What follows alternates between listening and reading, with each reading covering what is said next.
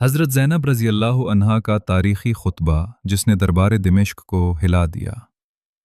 بسم اللہ الرحمن الرحیم۔ السلام علیکم ورحمۃ اللہ وبرکاتہ۔ ناظرین، اسلامی تاریخ میں بعض شخصیات ایسی ہیں جنہوں نے تلوار نہیں اٹھائی لیکن اپنے صبر، ایمان، استقامت اور حق گوئی سے تاریخ کا رخ موڑ دیا۔ ان عظیم شخصیات میں رسول اللہ صلی اللہ علیہ وسلم کی نواسی حضرت فاطمہ رضی اللہ عنہا کی صاحبزادی اور حضرت علی رضی اللہ عنہ کی بیٹی حضرت زینب رضی اللہ عنہا کا نام انتہائی احترام کے ساتھ لیا جاتا ہے۔ سانحہ کربلا کے بعد جب ہر طرف غم، خوف اور بے بسی کا ماحول تھا، تب ایک خاتون ایسی تھیں جنہوں نے نہ صرف اہل بیت کی حفاظت کی بلکہ حق اور سچائی کی آواز بھی بلند کی۔ وہ تھیں حضرت زینب رضی اللہ عنہا۔ آج کی اس ویڈیو میں ہم جانیں گے کہ کربلا کے بعد حضرت زینب رضی اللہ عنہا کو کن مشکلات کا سامنا کرنا پڑا، وہ کس طرح کوفہ اور پھر دمشق پہنچیں، اور تاریخی روایات کے مطابق انہوں نے دربار میں ایسا مؤثر خطاب کیسے کیا جس نے حاضرین کو گہرے غور و فکر پر مجبور کر دیا۔ یہ بات ذہن میں رکھنا ضروری ہے کہ اس خطاب کی مختلف روایات مختلف تاریخی کتابوں میں ملتی ہیں اور الفاظ میں کچھ اختلاف بھی پایا جاتا ہے، اس لیے ہم اس کے بنیادی تاریخی نکات بیان کریں گے، نہ کہ ہر روایت کو لفظ بہ لفظ قطعی ثابت شدہ متن سمجھیں گے۔ 10 محرم 61 ہجری کا سورج غروب ہو چکا تھا۔ میدان کربلا میں حضرت امام حسین رضی اللہ عنہ، ان کے اہل خانہ اور وفادار ساتھی شہید ہو چکے تھے۔ چاروں طرف خاموشی تھی۔ ریت پر شہداء کے جسم پڑے تھے، جبکہ خیموں میں صرف خواتین، بچے اور حضرت امام زین العابدین رحمۃ اللہ علیہ موجود تھے۔ یہ لمحہ اہل بیت کے لیے صرف غم کا نہیں بلکہ ایک نئے امتحان کا آغاز تھا۔ جنگ ختم ہونے کے بعد اہل بیت کو قیدیوں کی صورت میں جمع کیا گیا۔ حضرت زینب رضی اللہ عنہا نے اس انتہائی مشکل وقت میں بچوں اور خواتین کو سنبھالا۔ وہ خود شدید غم میں تھیں، لیکن انہوں نے کسی لمحے ہمت نہیں ہاری۔ قافلہ پہلے کوفہ پہنچا۔ کوفہ کے لوگ جب اہل بیت کو اس حالت میں دیکھتے ہیں تو متعدد تاریخی روایات کے مطابق بہت سے لوگ رونے لگتے ہیں اور افسوس کا اظہار کرتے ہیں۔ اسی موقع پر حضرت زینب رضی اللہ عنہا نے ایک نہایت مؤثر خطاب فرمایا۔ بسم اللہ الرحمن الرحیم۔ تمام تعریفیں اللہ تعالیٰ کے لیے ہیں اور درود و سلام ہو حضرت محمد صلی اللہ علیہ وآلہ وسلم اور آپ کے اہل بیت پر۔ اے اہل کوفہ، تم پر افسوس، کیا تم روتے ہو؟ کیا تمہاری آنکھوں کے آنسو اب اس عظیم سانحے کا ازالہ کر سکتے ہیں؟ تم ہی وہ لوگ تھے جنہوں نے ہمارے پاس خطوط بھیجے، ہمیں مدد کا یقین دلایا اور پھر وقت آنے پر ہمیں تنہا چھوڑ دیا۔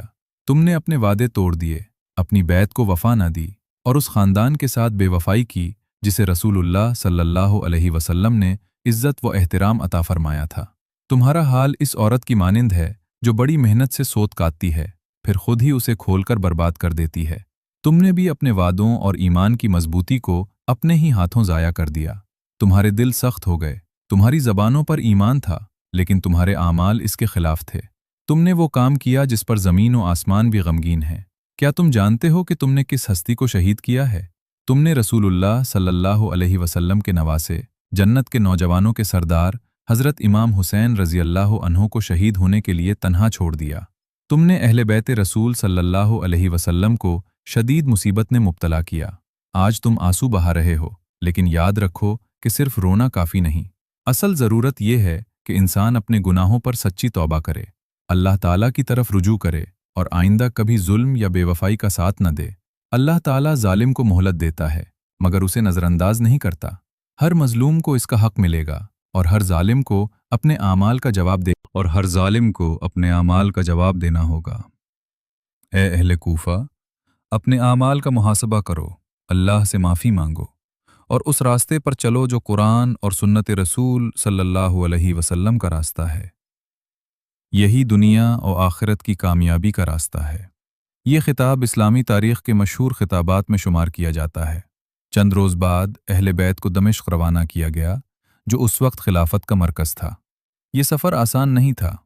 سینکڑوں میل کا راستہ، شدید گرمی، بچے، خواتین اور ہر قدم پر کربلا کی یادیں۔ لیکن حضرت زینب رضی اللہ عنہا کے صبر میں کوئی کمی نہ آئی۔ وہ ہر حال میں اللہ تعالیٰ پر بھروسہ رکھتی رہیں اور اہل بیت کے افراد کو حوصلہ دیتی رہیں۔ دربار دمشق۔ جب قافلہ دمشق پہنچا تو اہل بیت کو دربار میں پیش کیا گیا۔ تاریخی روایات کے مطابق وہاں ایک بڑی تعداد موجود تھی۔ بہت سے لوگ حقیقت سے پوری طرح واقف نہیں تھے۔ اسی ماحول میں حضرت زینب رضی اللہ عنہا نے نہایت وقار، اعتماد اور بے خوفی کے ساتھ گفتگو کی۔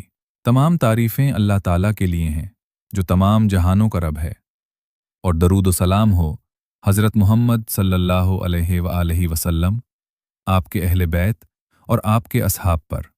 اے لوگو، یاد رکھو کہ عزت اور ذلت صرف اللہ تعالیٰ کے اختیار میں ہے۔